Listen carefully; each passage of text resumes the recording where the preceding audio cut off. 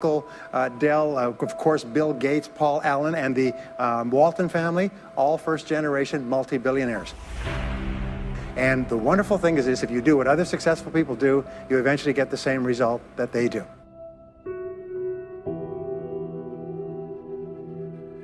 There are many ways to get the things that we want for ourselves in our lives.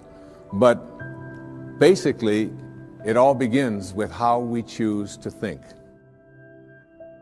If you really want to get lasting change, real results that stick around, what do you got to do? If you want lasting change, you've got to give up this idea of trying something. You got to decide you're going to commit to mastery. Most people dabble.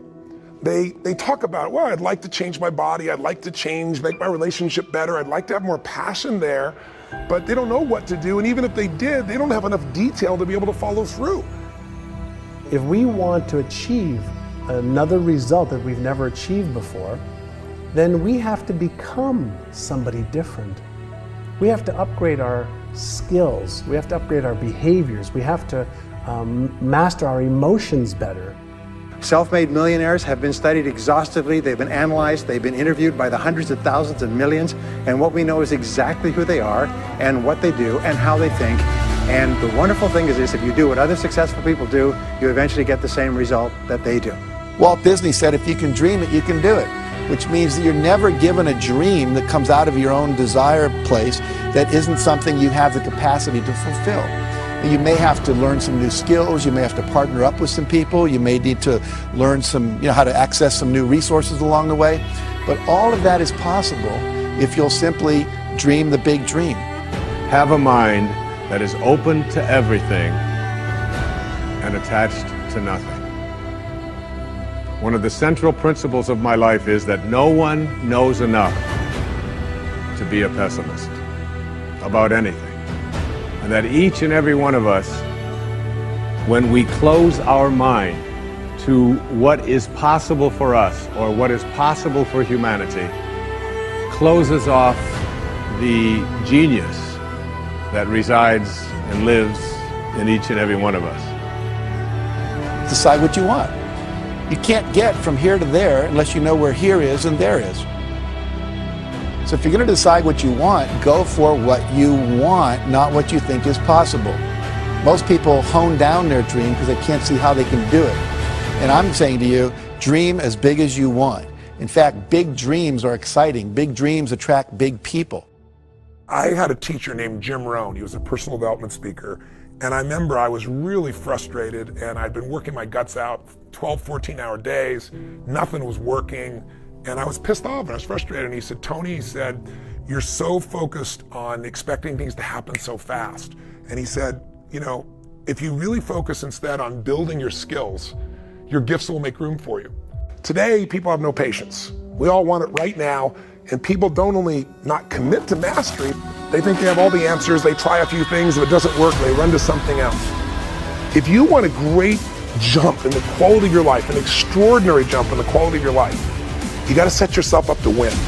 You got to set yourself up with a process that allows you to consistently grow, consistently enjoy your life, and consistently produce the results that you're really after. Success is very simple. If you have a clear goal, make a plan to achieve it, and then do something, at least one thing each day, that moves you one step closer to your most important goal. Progress equals happiness. If you're growing in anything, financially, spiritually, emotionally, in your relationship, in your body, you're going to feel better in your life. That's what we're made for. And I think we're meant to grow so we have something to give. You know, you can't give something you really don't have.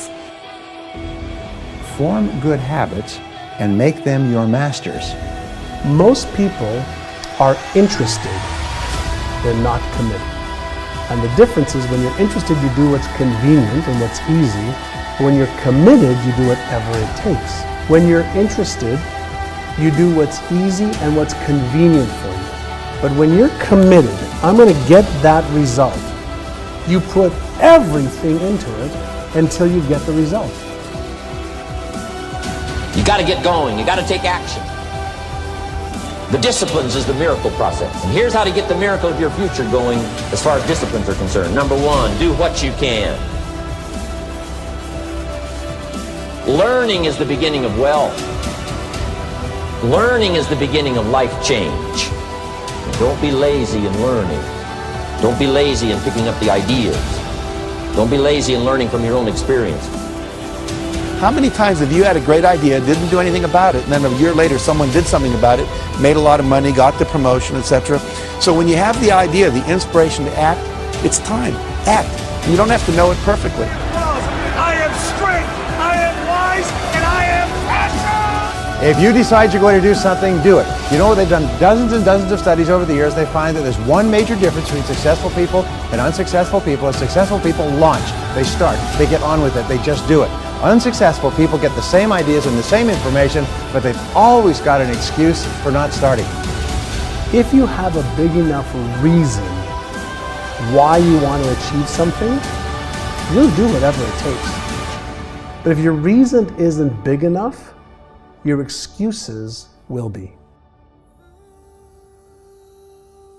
And one of the things that we kind of believe and hang on to and live with is this whole idea that all of the things that happened to me in my past are what are keeping me from doing what I'd like to do today. So we hang on to these things and we fill ourselves with blame. Because life is not so simple and black and white. My mother beat the shit out of me. She loved me. She was freaked out I was gonna leave. I was her source of everything. I blame her for all the beauty in my life. I blame her that I have the woman I have in my life because I cherish my wife, because I know what the opposite is. I blame her for the capacity to feel and care. I blame her for my insatiable hunger to end suffering for any human I can, because I suffered a ton. Get emotionally fit by learning to trade what upsets you, which is your expectations that aren't being met. Trade your expectations for appreciation for what you do have. Your whole life changes in a moment. Because our expectations make us pissed off or frustrated or worried or sad, and we all have them, and I have them too. But when they come up, I just remind myself, look, this is just my mind. I'm more than this mind. I got a heart and soul. What can I appreciate? How can I use this challenge to go to a deeper level? And that's the only way we get free. The only way to have a great life is decide I'm gonna find beauty in anything that happens in my life.